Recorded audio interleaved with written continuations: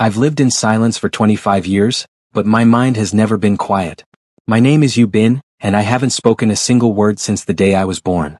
Not because I can't hear, I hear everything, every whisper, every cruel comment, every pitying sigh. I just can't speak. The doctors never found a reason. My vocal cords are fine, my brain is fine, everything is supposedly fine. But the words that form so easily in my mind die somewhere between my thoughts and my lips. My beta father didn't care about medical explanations. To him I was simply defective. Bad luck. A cursed child who would bring shame to his family name. I was barely 3 months old when he threw us out, me and my Omega father, Kim Jae. I don't remember that day of course, but Appa has told me the story enough times that it feels like a memory. The rain. The suitcase. My father's face, cold and unmoved as he closed the door on us forever. You were so small, Appa always says, his eyes distant. I wrapped you in my coat and promised you that we'd be okay. That I'd make sure you were okay. And he did.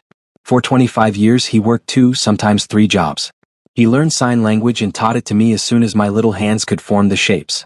He never made me feel broken, never made me feel less than. When other kids' parents whispered about the mute Omega child, Appa held his head high and held my hand tighter. I graduated top of my class. Business degree honors. I learned to read lips so well I could follow conversations across a crowded room. I mastered written Korean, English, even Japanese. I made myself invaluable, undeniable. And still, people assumed I was stupid. That's the thing about being mute in a world that values voices. People think silence equals emptiness. They talk over you, about you, around you as if you're not even there. As if you can't understand every poisonous word. I learned early on. If you can't speak, you have to make yourself heard in other ways. So I did. JK Enterprises occupied 40 floors of one of Seoul's most prestigious buildings. I worked on the 32nd floor in the marketing department, a mid-level position that I'd earned through sheer competence and stubborn determination. My desk was by the window, which I'd claimed on my first day by arriving an hour early. Natural light was non-negotiable. I needed to see people's faces clearly to read their lips. Most of my colleagues had learned to work with me. We communicated through email, text messages, and when necessary my quick sign language paired with my notepad. I was efficient, creative, and I met every deadline. That should have been enough. But there's always someone who mistakes difference for weakness. Did you even understand the assignment, or should I draw you pictures? I looked up from my computer to find Park Min-suk looming over my desk. He was one of the senior team members, an alpha who seemed to think his designation meant he could treat others like dirt. His cologne was overwhelming, that aggressive alpha scent that some men wore like a weapon. I raised an eyebrow and pointed to my screen, where the completed project was clearly displayed, formatted perfectly 2 days before the deadline. His face reddened. Don't give me that look. You think you're so smart? You're just a defective Omega who got lucky. My hands moved before I could stop them, sharp and quick. And you're an asshole with a fragile ego. At least my condition isn't terminal. He couldn't understand sign language of course, but my expression must have conveyed enough. His face went purple. What did you just sign? Are you insulting me? I smiled sweetly and typed on my phone, showing him the screen. I was just saying how much I appreciate your feedback. The lie was obvious. His jaw clenched, but before he could respond, our team leader called for a meeting. I gathered my tablet and walked past him, making sure to bump his shoulder just hard enough to make my point. Petty? Maybe. Satisfying? Absolutely. But Min-suk wasn't the type to let things go. Over the next week he escalated. Accidentally deleting my files. Taking credit for my ideas in meetings. Spreading rumors that I was getting special treatment because of my disability. I documented everything. Screenshots, email chains, witnesses. I wasn't just going to endure it, I was building a case. The breaking point came on a Friday afternoon. I'd been working on a major campaign proposal for 2 weeks. The presentation was Monday morning, and I'd just finished the final revisions when Min-suk appeared at my desk with his coffee. Hey mute boy. Mr. Kong wants to see your project. Mr. Kong was our department director. I frowned, he hadn't mentioned wanting to review it. But I nodded and saved my work, attaching it to an email. Min-suk watched me with a smirk that made my skin crawl. No. He wants to see it now. On your computer. Something felt wrong, but I stood, gesturing for him to lead the way. As soon as I was out of sight of my desk, I heard the unmistakable sound of keys typing. I ran back to find Min-suk at my computer, his fingers flying across my keyboard. White-hot rage flooded through me. I grabbed his wrist and yanked him away from my desk, my other hand flying through signs so fast they blurred. Touch my work again and I'll break every finger on your hand, you pathetic, insecure piece of shit. Get your hands off me. He shoved me hard and I stumbled backward into my chair. You can't even talk and you think you can threaten me? Do you know what I could do to you? A crowd was forming. I could see phones coming out, recording. My heart pounded, but I forced myself to stay calm. I pulled out my phone and typed, "You just corrupted 2 weeks of work. I have cameras on my desk. I have proof." His face went pale, then red again. "You're lying. You're just trying to get me in trouble because you're a vindictive little." What is going on here? The department director, Mr. Kong, had arrived. He looked between us, his expression stormy. Min-suk immediately straightened, putting on a concerned face. "Sir, Yubin attacked me. I think the stress is getting to him. You know how sensitive Omegas can be, and with his condition." I wanted to throw my computer at his face. Instead, I quickly typed out what happened and showed Mr. Kong my phone. The director read it, his frown deepening. Then he looked at my desk, where my small security camera was clearly visible, its red light blinking. "Is that camera recording?" I nodded and pulled up the footage on my phone. The timestamp, the typing, everything. Mr. Kong watched in silence, then turned to Min-suk. "You're suspended pending investigation." "Now." "But sir." "Now." As Min-suk left, shooting me a look of pure hatred, Mr. Kong sighed. "Yubin, I apologize. This should never have happened. Can you recover the files?" I nodded. I had backups of everything. I wasn't stupid. "Good. Go home early today. Monday morning I want to see that presentation. And I'll be recommending you for the senior team position that's opening up." It should have felt like a victory. And it did, sort of. But as I packed my bag and headed for the elevator, all I felt was tired. Tired of fighting. Tired of proving myself. Tired of the constant battle just to be treated like a person. The elevator was empty, a rare blessing during office hours. I stepped in and pressed the button for the ground floor, leaning back against the wall. I pulled out my phone, thinking about texting Appa that I'd be home early, when I heard rushing footsteps. Hold. The elevator. I moved to press the door open button, but I was too slow. Or maybe he was too fast. A hand shot through the closing doors, forcing them back open. Min-suk stumbled in, his face flushed with anger and something else. Something that made my instincts scream danger. The doors closed behind him. We were alone. "You ruined my career," he hissed, backing me into the corner. 5 years I've worked here. 5 years. And you're going to destroy it with your little victim act. I raised my phone, but he slapped it out of my hand. It clattered to the floor, screen cracking. "Can't call for help now, can you? Can't scream. Can't do anything but stand there like the useless mute you are." My heart was racing, but my hands were steady as I signed, "Touch me and you'll regret it." He laughed, an ugly sound. "What are you going to do? Tell on me? Who's going to believe you? You can't even defend yourself properly." He was wrong about that. Appa had made sure I took self-defense classes. Being Omega, being mute, he taught me that the world could be cruel and I needed to be able to protect myself. But we were in an elevator. Confined space. And he was bigger than me, his alpha strength advantage obvious. I was calculating my options when the elevator suddenly stopped. Min-suk had hit the emergency stop button. "Now," he said, and his hand shot out to grab my collar. "Let's see how." I grabbed the coffee cup I'd been holding, lukewarm by now but still caffeinated, and threw it directly in his face. He screamed, hands going to his eyes, and I shoved him hard, going for the elevator panel to restart it. But in his blind rage, Min-suk swung out wildly, hitting me across the face. Pain exploded across my cheekbone. I tasted blood. And I snapped. I grabbed my now empty coffee cup and hurled it at him, then reached for the other cup sitting on the elevator floor. Someone must have left it there. Without thinking, driven purely by fear and fury, I grabbed it and threw it with all my strength just as the elevator doors dinged open. The coffee arced through the air in slow motion and hit someone standing directly outside the elevator. Someone tall. Someone in an obviously expensive suit. Someone who was definitely not supposed to be on the 32nd floor. Someone who, as I looked up into his face, made my blood turn to ice. Baek-yong. The CEO of JK Enterprises. The man whose picture hung in the lobby. The man whose name people whispered with a mixture of respect and terror. And I had just drenched him in coffee. The hallway, which had been bustling with people leaving for the day, went utterly silent. You could have heard a pin drop. Hell, you could have heard a dust particle land. Baek-yong stood there, coffee dripping from his face, his white shirt stained brown, his expression absolutely unreadable. Behind me, Min-suk whimpered. I wanted to die. Just immediately cease to exist. Maybe if I closed my eyes and wished hard enough, I'd wake up and this would all be a nightmare. But no. When I opened my eyes, Baek-yong was still there, still dripping, still staring at me with those dark, penetrating eyes. His jaw clenched. Then, in a voice that could cut glass, he said, "My office. Both of you. Now." And that was how my entire life changed in the span of 30 seconds. Baek Young's office was on the top floor, naturally. The elevator ride up was the longest 2 minutes of my life. The CO stood in front, his back ramrod straight, coffee still dripping onto the elevator floor.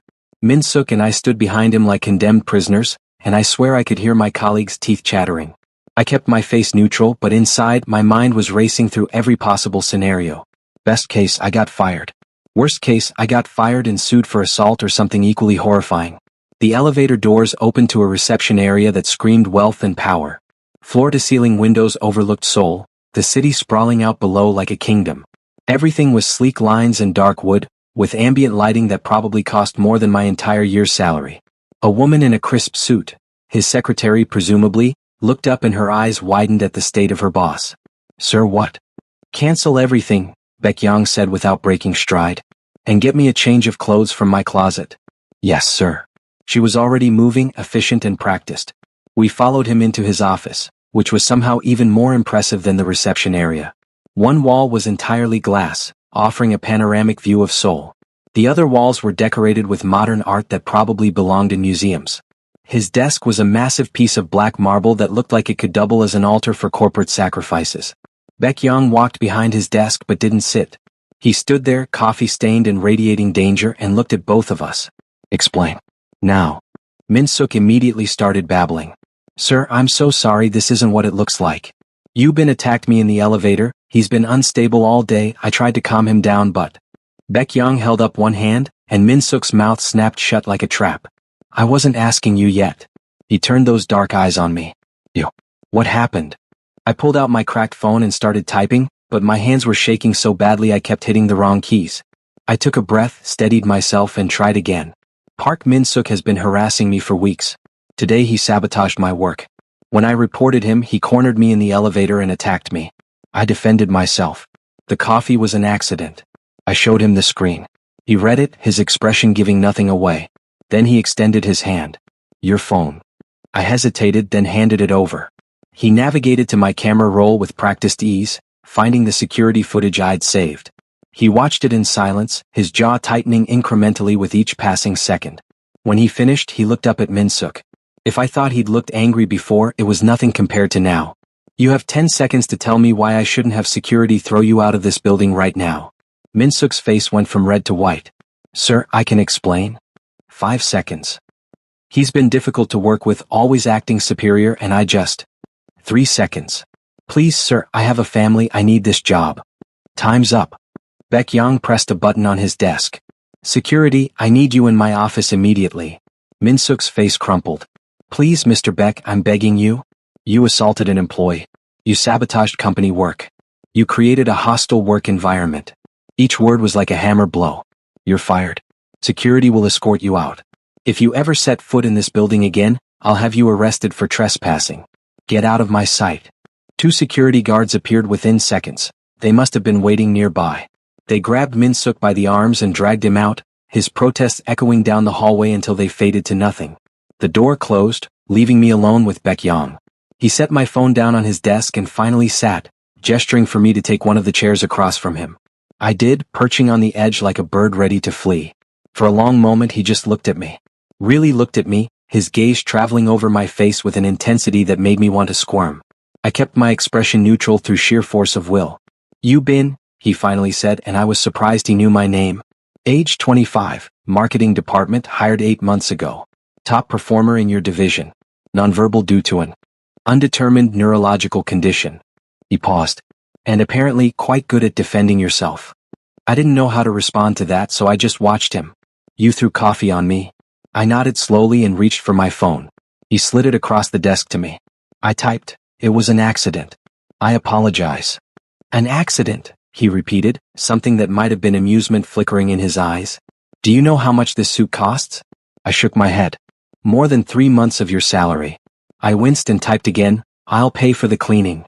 "The cleaning won't fix it. It's ruined." He leaned back in his chair, steepling his fingers. "So now we come to the question of your punishment." My stomach dropped. I'd thought, hoped, that since Min-suk was clearly at fault, I might escape without consequences. Apparently not.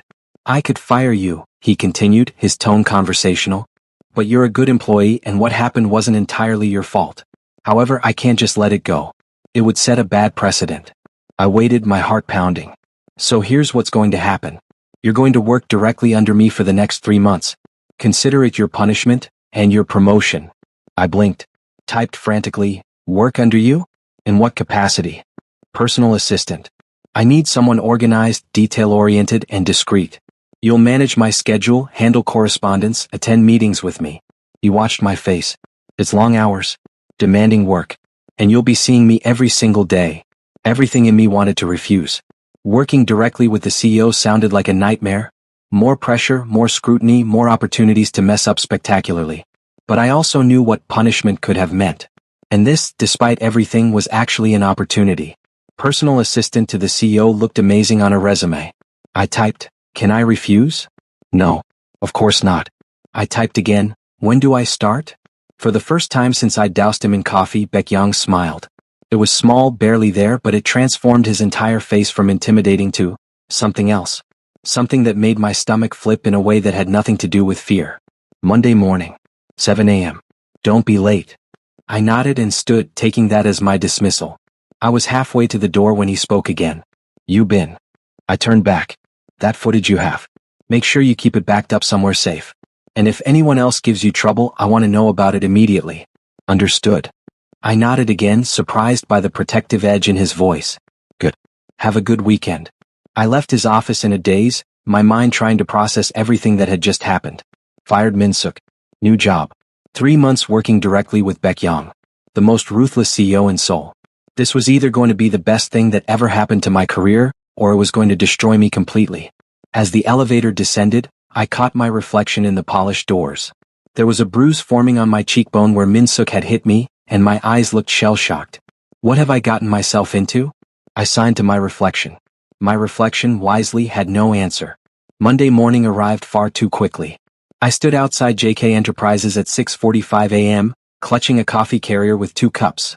One for me, one for Baekhyang. It seemed like the least I could do after destroying his suit. I'd spent the entire weekend alternating between panic and research, learning everything I could about my new boss. Baekhyang, age 32, alpha, self-made billionaire.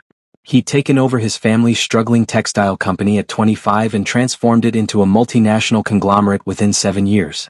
He was known for being ruthless in business, demanding with employees, and completely uninterested in the social aspects of being a CEO. No charity galas, no celebrity friendships, no scandals. Just work, expansion, and profit. The tabloids called him the Ice Wolf. Cold, predatory, and impossible to approach.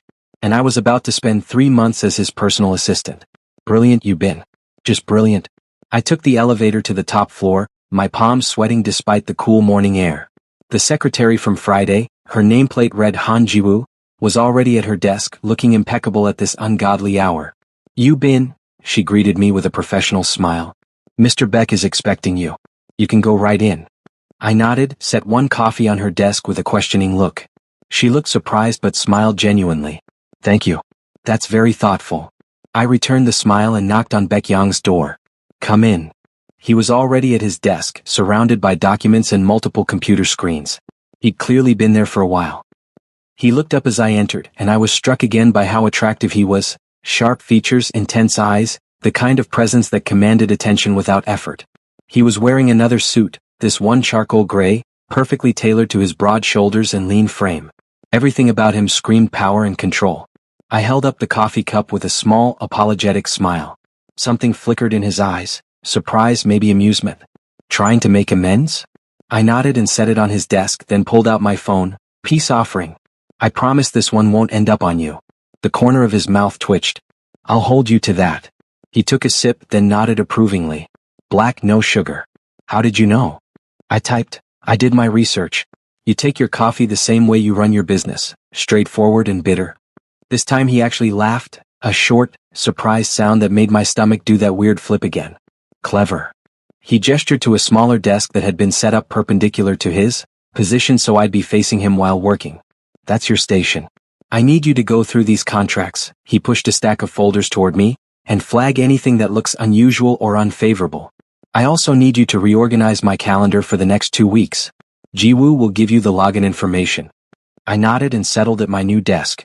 The chair was ergonomic and probably cost more than my monthly rent. Everything was top of the line, from the computer to the lamp to the pen holder. One more thing. I looked up. If you need something, don't hesitate to ask. And if I'm doing something that makes your job harder, tell me. I need efficiency, and that requires clear communication. He paused. I know sign language, by the way. Basic level, but I can understand simple phrases. You don't always have to type everything out. I stared at him, shocked. He knew sign language? He caught my expression, and something that might have been amusement crossed his face. My younger cousin is deaf. I learned to communicate with him. He turned back to his computer. Now let's get to work. The first week was intense. Baek-young worked like a machine. Meetings from 7 a.m. to 8 p.m., phone calls during lunch, emails answered at midnight. He expected the same. Dedication from me, and I gave it. I reorganized his disaster of a filing system, streamlined his calendar, caught 3 errors in contracts that would have cost the company millions, and learned to anticipate his needs before he asked. It was exhausting. It was exhilarating. And it was comfortable somehow. Baek-young didn't treat me like I was fragile or broken. He didn't speak slowly or over-enunciate. He didn't avoid eye contact or act uncomfortable around me. He just treated me like a competent professional. It was refreshing. On Friday afternoon, we were reviewing a proposal when his phone rang. He glanced at the screen and his expression darkened. I need to take this. He stood and walked to the window, his voice dropping low. Mother. I told you I'm not interested.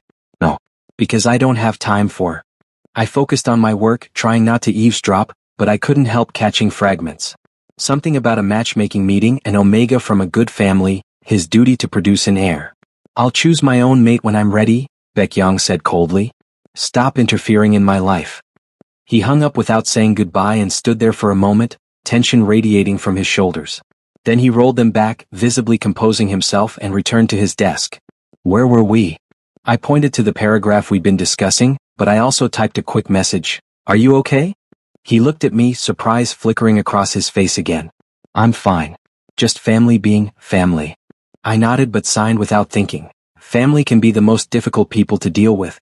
They know exactly which buttons to push. He watched my hands, then met my eyes. Exactly. Pause. Your father? The one who? I was surprised he remembered that detail from my file. I nodded and signed. I haven't seen him since I was 3 months old. His loss. His loss, Baek-young repeated softly, and something in his tone made my chest tighten. Any man who couldn't see your worth is a fool. The compliment caught me off guard. I felt heat rise to my cheeks and quickly looked back at my computer screen, typing randomly to cover my confusion. When I glanced back up, Baek-young was watching me with an expression I couldn't quite read. Then he cleared his throat and returned to the proposal. Let's finish this. I have a dinner meeting at 7. But the atmosphere had shifted somehow, become charged with something I didn't want to name. Week 2, things started to change. It was small things at first. Baek-young started asking my opinion on matters beyond just contracts and schedules. He'd pause during meetings to make sure I could see everyone's faces for lip reading. He made sure I took lunch breaks even when he didn't. And he smiled more. Not big smiles, but small ones, usually when I did something that amused him. Like the time I reorganized his desk while he was in a meeting, and he came back to find everything color-coded and labeled. Did you alphabetize my pens? He asked, picking up a blue pen from the B section. I signed quickly. You're welcome. Efficiency is beauty. He laughed, actually laughed, and shook his head.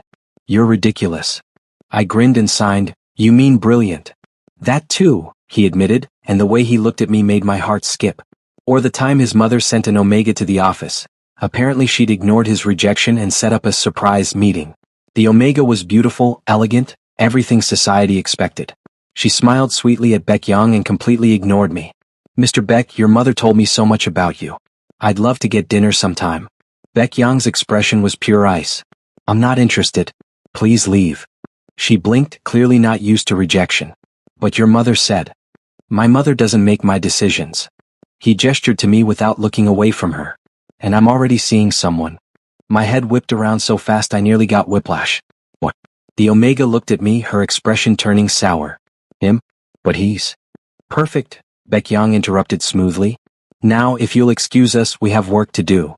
He basically escorted her out, then returned to his desk as if nothing had happened.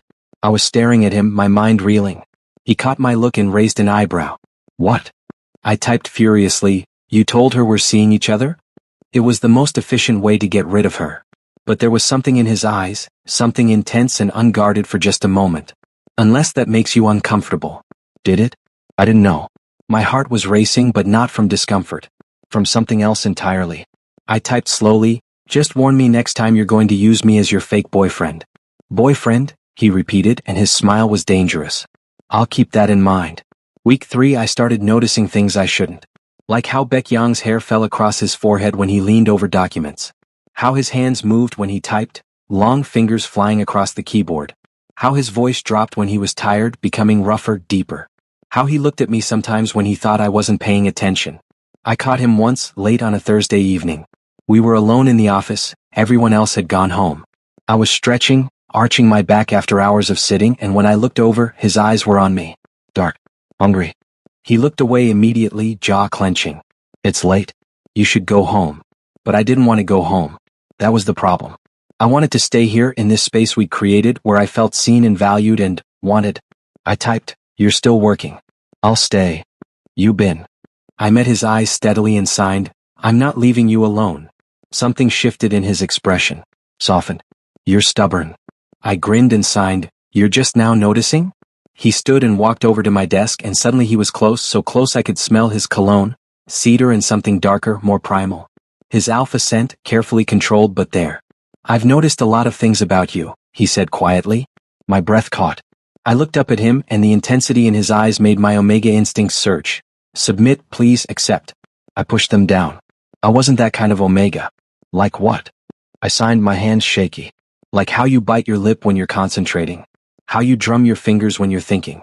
How you tilt your head when you're reading lips." He reached out slowly, giving me time to move away, and gently touched the fading bruise on my cheekbone. "How you're stronger than anyone gives you credit for." I couldn't breathe. Couldn't think. His touch was electric. "Mr. Beck." "Yang," he interrupted softly. "When we're alone, call me Yang." I couldn't call him anything. But I signed his name, the letters shaky, YNG. His eyes darkened further. "The way you sign, it's beautiful. You're beautiful." This wasn't professional. This was crossing every line. I should step back, create distance. Instead, I stayed exactly where I was.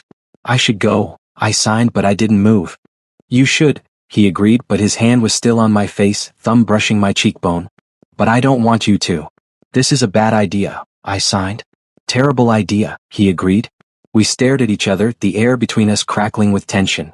Then his phone rang, shattering the moment. He stepped back, running a hand through his hair, and answered it with a curt, "What?" I grabbed my bag with shaking hands and practically fled to the elevator. That weekend, I couldn't stop thinking about him. About his touch. His words. The way he'd looked at me like I was something precious. Appa noticed my distraction over dinner. "You've been signing to yourself all day," he said, amused. "What's on your mind?" I hesitated, then signed, "There's someone at work." His eyebrows rose. "Someone? Tell me." So I did. I told him about Baekhyang, about the coffee incident, about working as his assistant. About how he treated me like an equal. About Thursday night. When I finished, Appa was quiet for a long moment. Then he signed, "Do you like him?" "I don't know. Maybe." "Yes." "Does he like you?" "I think so. But it's complicated. He's my boss. And he's an alpha, I'm an omega. You know how society is." Appa reached across the table and took my hands. You have spent your entire life proving that you're more than what people assume. Don't let fear stop you from being happy." "But what if?" "What if it works out?" he interrupted. "What if he's the one who finally sees all of you and loves what he sees? Isn't that worth the risk?" I didn't have an answer. But Monday morning when I walked into Baekhyang's office and he looked up with that small smile that was just for me, I thought maybe Appa was right. Maybe it was worth the risk. The next 2 weeks were torture. Baekhyang, Yang, as I was trying to think of him when we were alone, maintained perfect professional boundaries during the day. But the tension was always there, simmering under the surface. Every accidental touch felt electric. Every shared glance lasted a moment too long. I caught him watching me constantly now. When I was reading documents, when I was typing, when I was just existing in his space. His gaze felt like a physical touch, making my skin heat and my omega instincts purr with satisfaction. But he never crossed the line again. Never touched me like he had that Thursday night. It was driving me insane. And apparently, I was driving him insane too, though I didn't realize it until everything exploded. It was a Friday night, nearly 10 p.m. We'd been working on a merger deal for 12 hours straight and I was exhausted.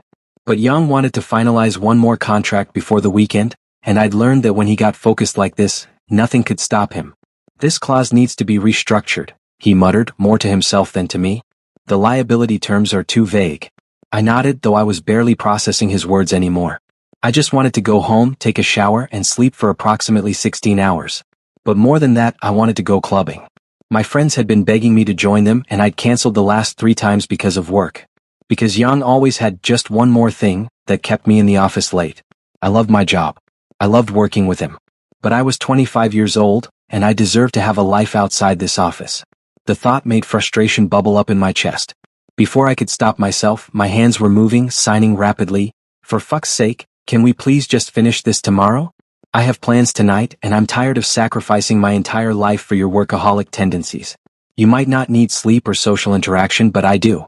So can we please just call it a night? The signs were sharp, aggressive, matching my irritation perfectly. I'd been holding it in for weeks, and it all came pouring out. When I finished, I looked up to find Yang staring at me. His expression was unreadable, but his eyes were intense, almost black. The office fell silent except for the hum of computers. Then he stood, slowly, deliberately, and walked around his desk toward me. There was something predatory in his movements, something that made my Omega instincts flare with a confusing mix of caution and excitement. You think I don't understand sign language? He said, his voice dangerously soft. My stomach dropped. Oh no. You think I've been pretending not to understand when you curse at me, complain about me, insult me under your breath? Oh no, oh no, oh no. He stopped directly in front of me, close enough that I had to tilt my head back to meet his eyes. Close enough that his scent surrounded me, cedar and alpha and something wild. I understand every word you've been. Every single word. I couldn't move. Couldn't breathe. Do you know how many times you've called me an asshole? A workaholic? A control freak? He leaned down, his hands bracing on the arms of my chair, caging me in. How many times you've cursed at me in sign language, thinking I couldn't understand? Heat flooded my face. I wanted to melt into the chair and disappear. I'm sorry, I signed weakly. I didn't mean. You meant every word, he interrupted, and his face was inches from mine now. And do you know what the worst part is? I shook my head, my heart hammering. The worst part is that I've been keeping you here, making you work late, finding excuses to keep you close because I'm head over heels for you and I can't stand the thought of you leaving. His voice dropped even lower, almost a growl. I've been torturing myself for weeks, trying to maintain professional boundaries, trying not to touch you, trying not to kiss that smart mouth of yours every time you sign something sarcastic at me. My mind went blank. What? You want to go clubbing? Fine. Go. His eyes were blazing now. Go dance with strangers. Let other alphas scent you. Let them think they have a chance. There was possession in his voice, jealousy, and it made something in me respond viscerally. But know this, you bin. He reached up and cupped my face, his thumb brushing my lips. I've been holding back because I wanted to be professional. Because I wanted to do this right. But I'm done holding back. And then he kissed me. It wasn't gentle. It wasn't sweet. It was rough, demanding, claiming, everything that had been building between us for weeks unleashed in one explosive moment. His lips crashed against mine, his hands sliding into my hair to hold me in place. I gasped, and he took advantage, deepening the kiss, his tongue sweeping into my mouth with devastating skill. I should push him away. This was my boss. This was inappropriate. This was absolutely incredible. My hands fisted in his shirt, pulling him closer instead of pushing him away. A small sound escaped my throat, the only sound I could make, and he groaned in response, the kiss growing even more intense. He tasted like coffee and possession and everything I'd been craving without admitting it. When he finally pulled back, we were both breathing hard. His pupils were blown wide, his lips slightly swollen, his carefully controlled composure completely shattered. That's your punishment, he said roughly, for cursing at me when you thought I couldn't understand. I stared at him, dazed, my lips still tingling. Then his expression softened slightly, became more vulnerable. I've wanted to do that since the day you threw coffee on me and glared at me like I was inconveniencing you by existing. You looked so fierce, so unapologetic. He traced my jawline with his thumb. Do you know how rare that is? Someone who isn't intimidated by me? Someone who treats me like a person instead of a title. I finally found my hands again, signing shakily. You kissed me. I did. You said that you? Head over heels for you, he finished. Yes. These past months with you in my office, watching you work, watching you think, watching you exist, you've cracked something open inside me that I didn't even know was there. He straightened slightly but didn't move away. I don't want casual you bin. I don't want temporary.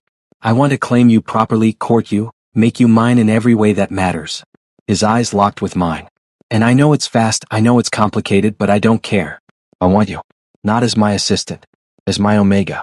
As my mate. The word mate sent a shiver through me. That was permanent. That was everything. This is insane, I signed. Completely insane, he agreed.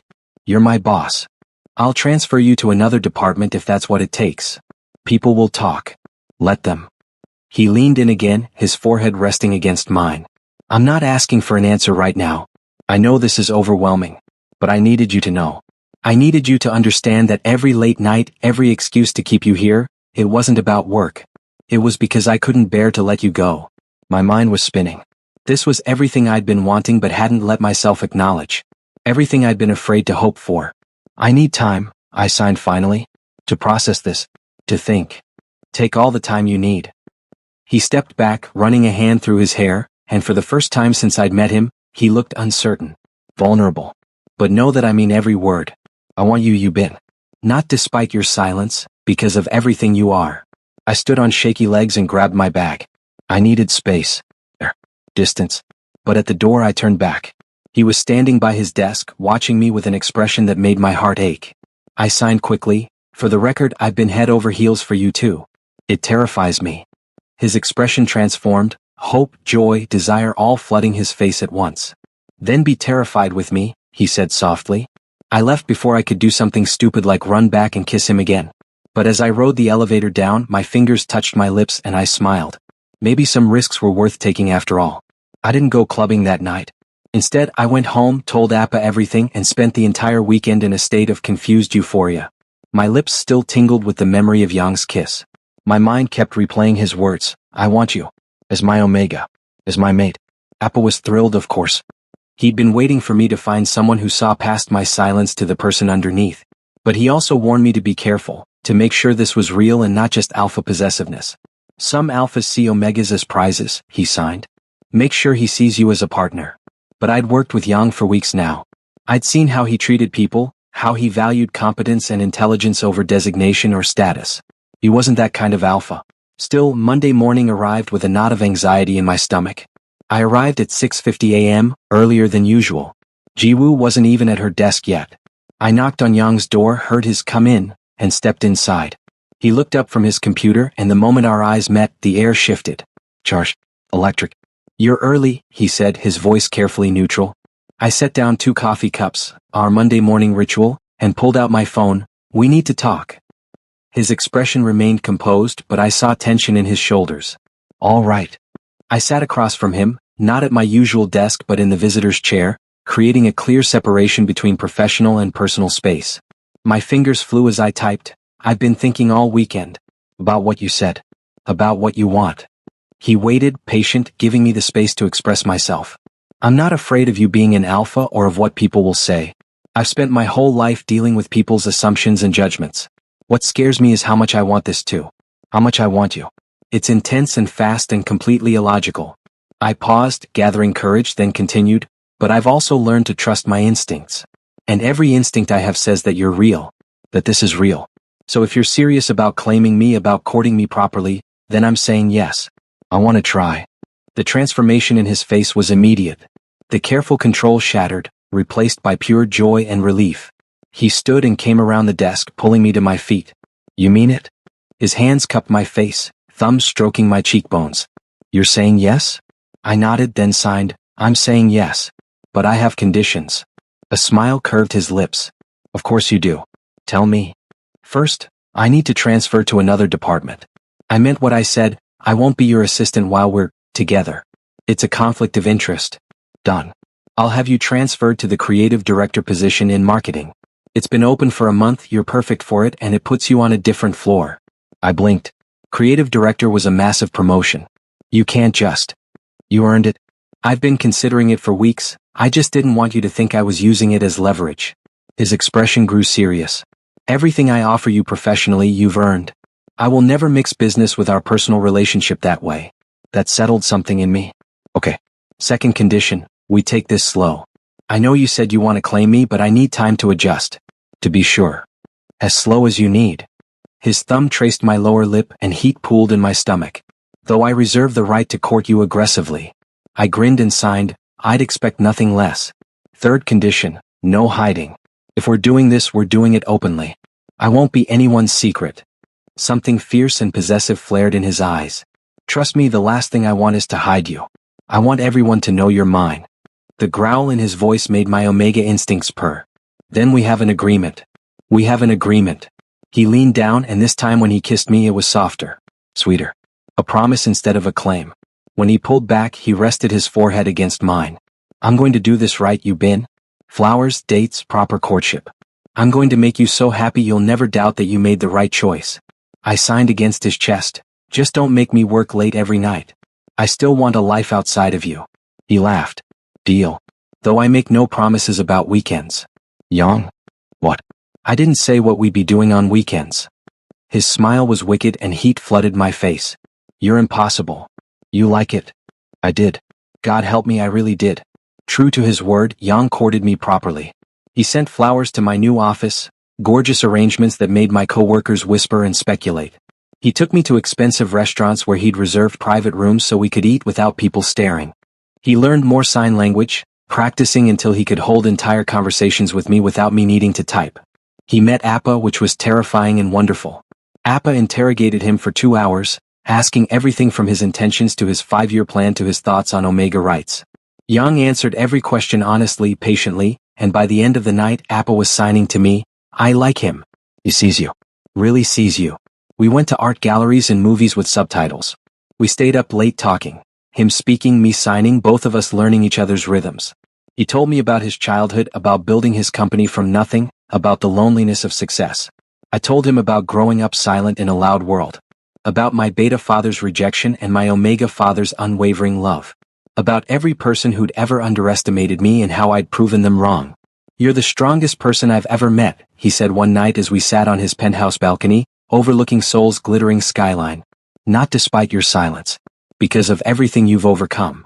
I kissed him then, pouring everything I couldn't say into the press of my lips against his. We kept things chaste for weeks. Kisses, touches, but nothing more. Yang was adamant about taking it slow, about making sure I was comfortable.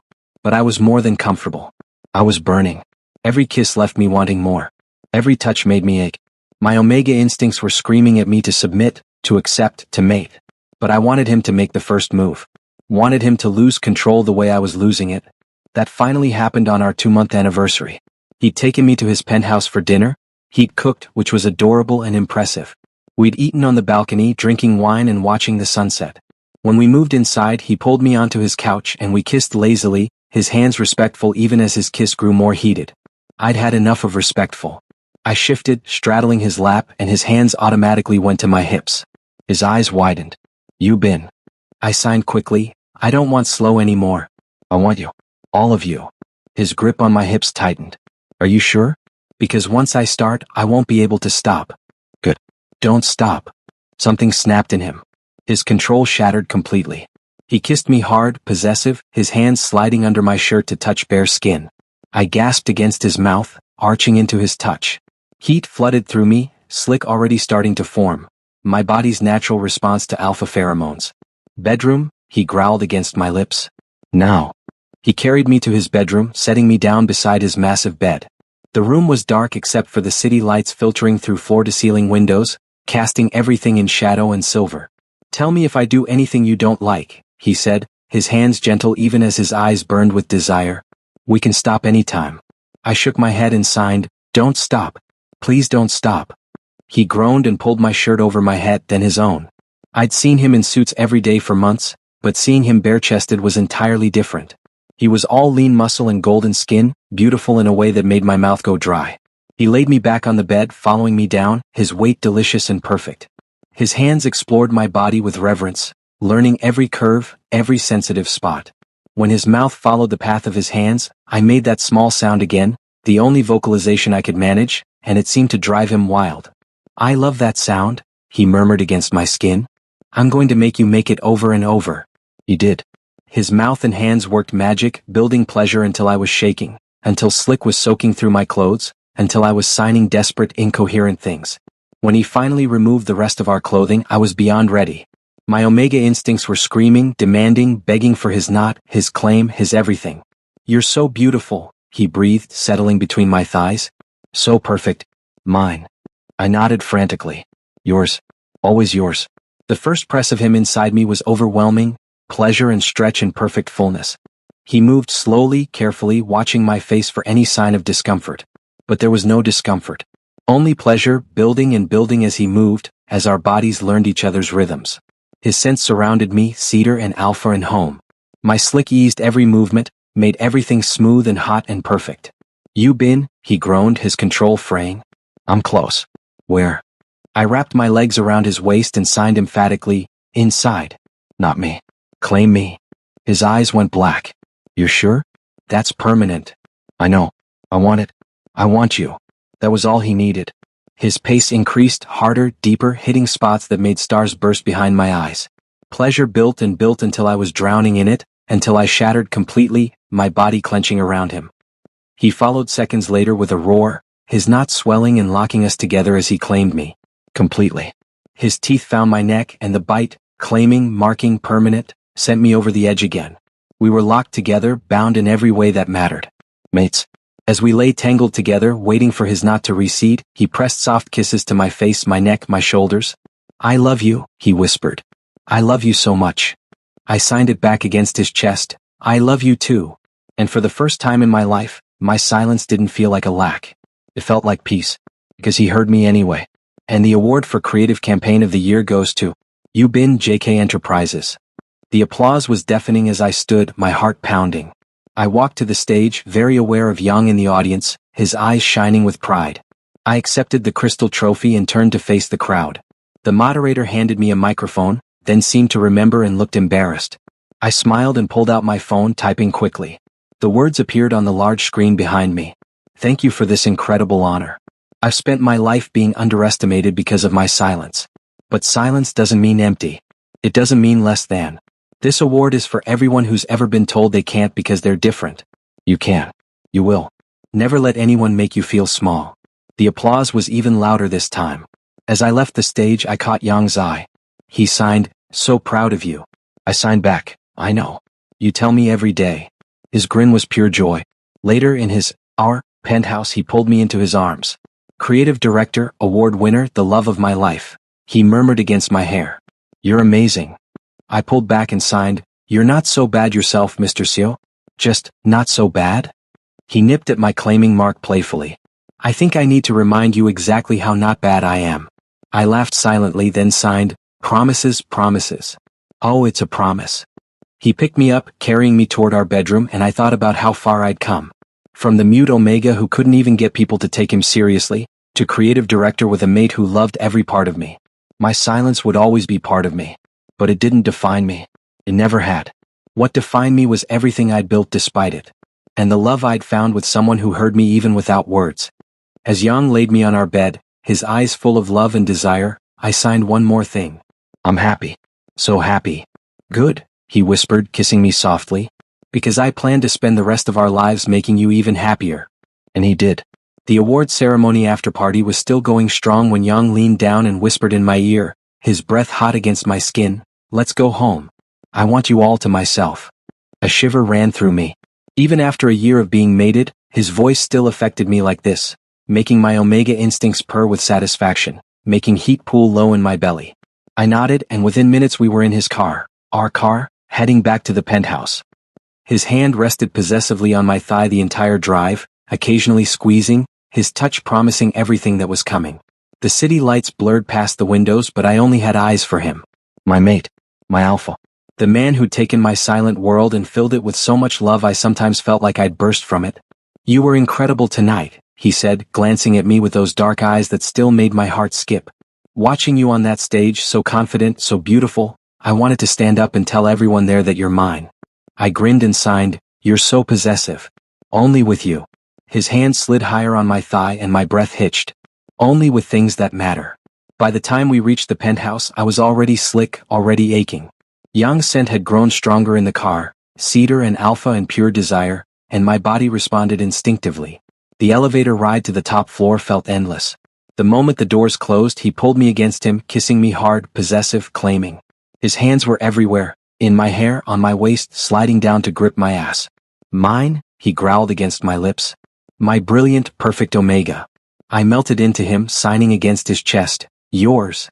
Always yours. When we finally stumbled into the penthouse, we were already half undressed. My shirt was gone, his tie was somewhere in the elevator, and we were both breathing hard.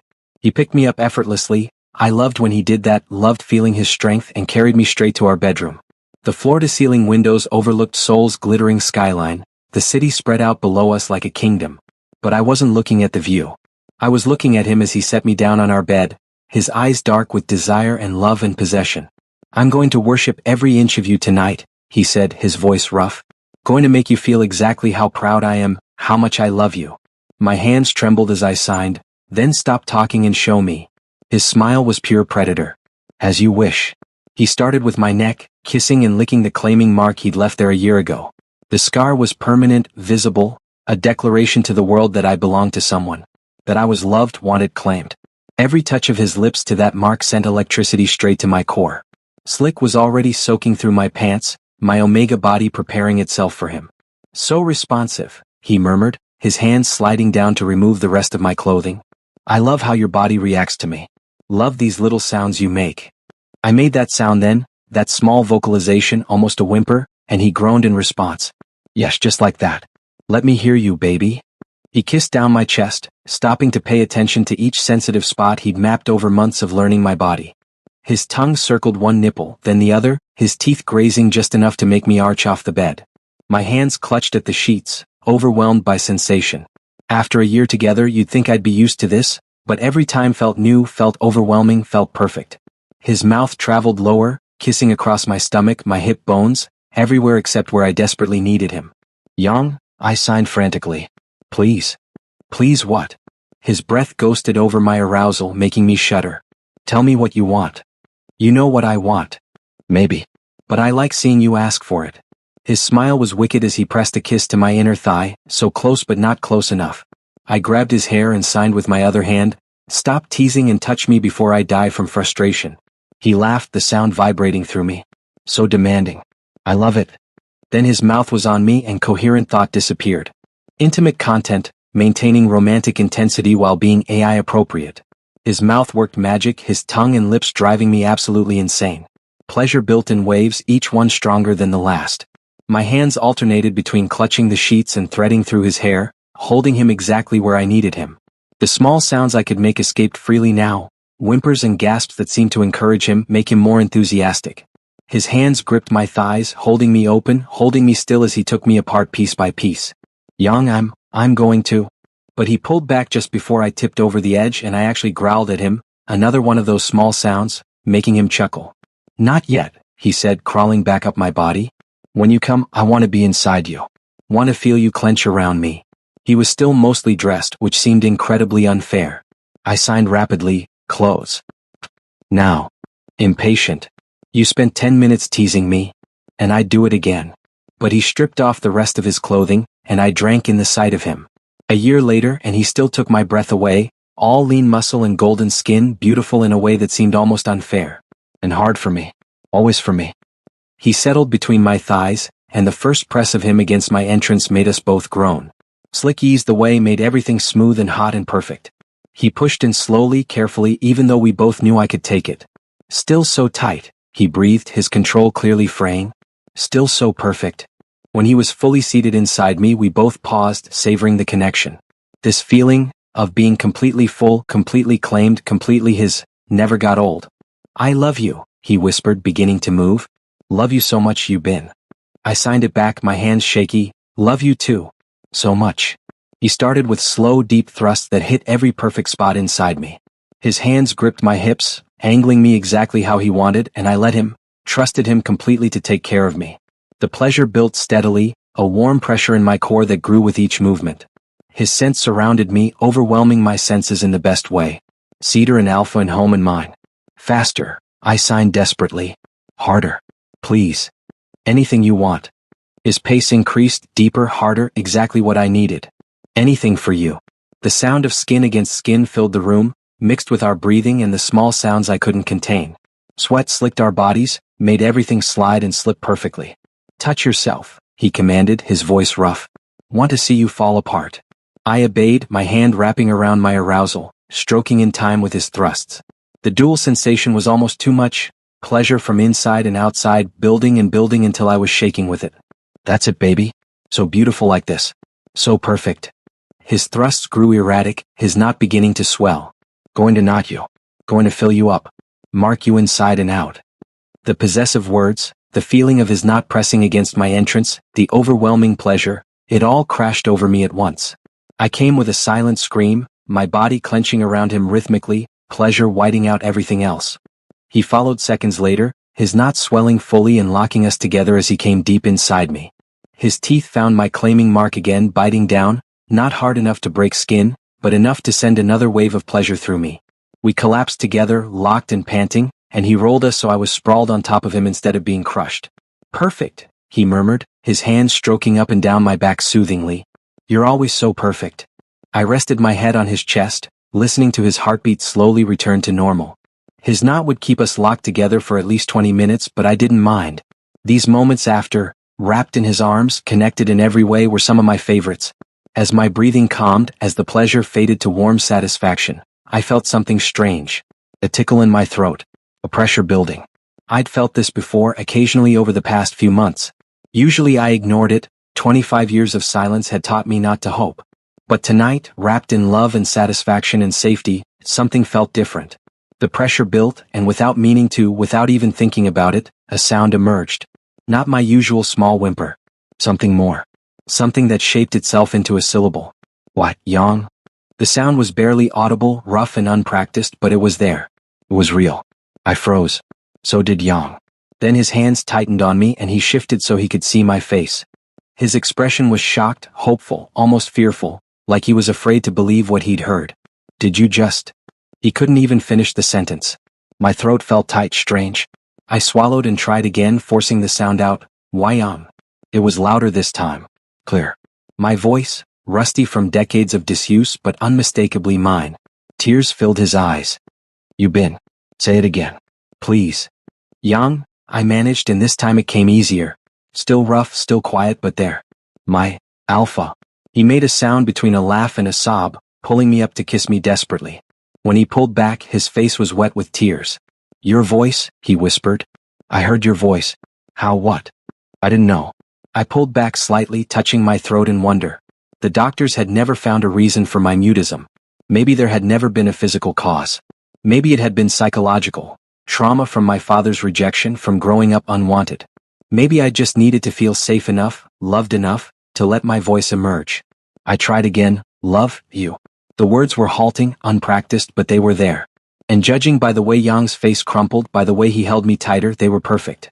I love you too, he said, his voice thick with emotion. So much. So fucking much. We stayed like that, locked together physically and emotionally as I experimented with my new, old, ability. I couldn't speak fluently yet. The words came slowly, roughly, like learning to walk after years of being still. But they came. Happy, I managed, stroking his face. So, happy. Me too, baby. Me too. He kissed my forehead, my cheeks, my lips. We'll work on it together, okay? Speech therapy, practice, whatever you need. No pressure, no rush. Even if you never speak another word, I love you exactly as you are. That made me emotional.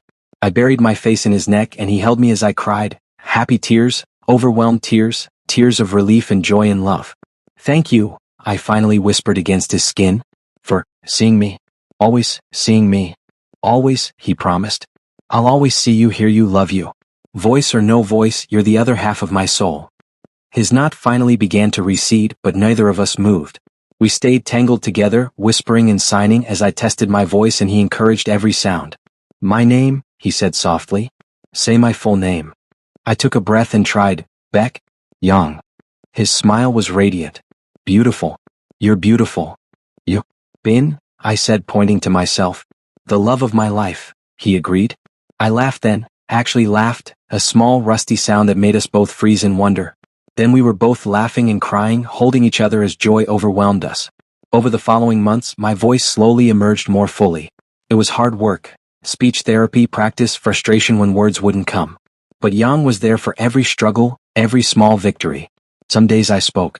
Some days I signed. Often I did both, my hands moving even as words formed. The media went crazy when word got out. Miracle recovery, they called it. Love conquers all. But it wasn't a miracle. It was safety. It was love. It was finally being seen and valued for exactly who I was.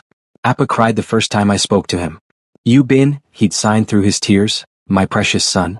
Your voice is beautiful." "Like yours," I'd said, and we'd held each other and cried. 6 months later, I stood in Yang's office. Now that I'd transferred departments, I occasionally visited and watched him work. He was on a phone call, his voice sharp and professional as he negotiated some deal. When he hung up and looked at me, though, his expression softened completely. "What brings you here?" he asked, smiling. "Miss me already? I've been practicing all day for this." I took a breath and said, clearly and confidently, "I love you, Baekhyang. You gave me my voice, but more than that, you gave me a reason to use it." The pen he'd been holding dropped from his fingers. He stood slowly, walking around his desk to pull me into his arms. "Say it again," he whispered. "I love you. Again. I love you. I'll never get tired of hearing that." He kissed me softly. "You know what this means, right?" I raised an eyebrow questioningly. His smile turned wicked. "It means tonight I get to hear you scream my name." Heat flooded through me. "Is that a promise?" "Oh, it's definitely a promise." And later that night, tangled in our sheets with the city lights painting everything silver, he kept that promise. When I came apart in his arms, my voice, rough and perfect in mine, cried out his name. And the sound of it, the proof of everything we'd overcome together, made him hold me tighter. "I love your voice," he whispered afterward, stroking my hair. "But I loved you before it too. Voice or silence, you're everything to me." "I know," I said softly, then signed for emphasis, "I know." Because that was the real miracle. Not that I'd learned to speak again, but that I'd found someone who heard me even when I couldn't.